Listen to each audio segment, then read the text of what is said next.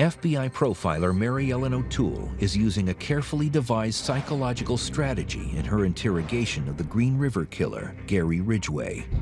Her goal is to get him to confess to 44 unsolved homicides where no physical evidence exists that could link him to the crimes. O'Toole is recognized as the FBI's leading expert in the area of psychopathy.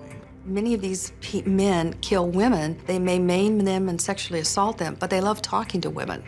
They love talking to people that are good interviewers and that will listen.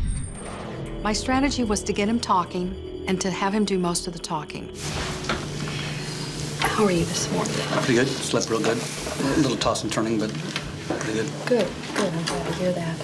I would also sit very close to him so that I could maybe touch his elbow and say, Gary, tell me what it feels like.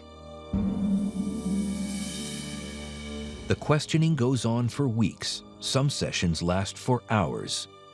Turn him off and he will not talk. And your goal is to keep him talking. And finally, something within Gary Ridgway cracks. Bit by bit, he starts talking. I don't know if it started at an early age, but sex and hurting the woman. And he loved being able to talk, finally, after all these years. And in doing so, he kind of walked us down the path of all of his murders. At one point, Gary referred to himself as something like the lean, mean killing machine. And he was very efficient, like a machine. Explain that process to me. Let's say she's always in the car, driving down the road. So I whipped out my ID, and with my ID would be I'd put my finger over my driver's license to hide my name.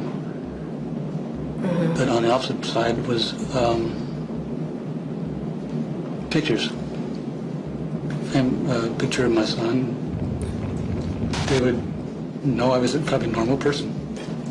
But you were really using your son as part of your ruse. The girls would think Ridgway was a kind family man. They had no idea they were setting off with a serial killer. And he would drive up to them, and sometimes he'd even have his son's toys in the front seat, and that would be a very effective ruse to convince these women that, hey, I can't be that serial killer. I've got my little boy's toys in the car. He was a very normal, kind of vanilla-type looking person, and there was nothing that stood out about him. Not dangerous. He could have been anybody living next door.